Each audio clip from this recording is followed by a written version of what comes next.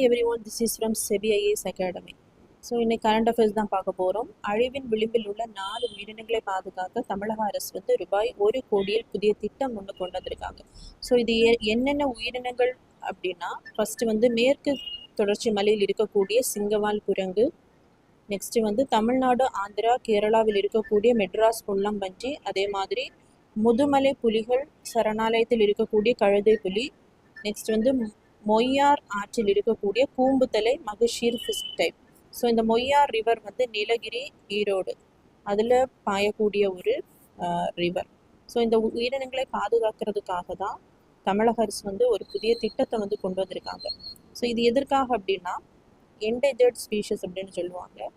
இதை இப்போ பாதுகாக்கல, ப்ரொடெக்ட் பண்ணலைன்னா இதனுடைய அந்த உயிரினமே என்ன பண்ணிடும்னா அழிந்து போயிடும். அதுக்காக தான் இந்த திட்டத்தை வந்து கொண்டு வந்திருக்காங்க.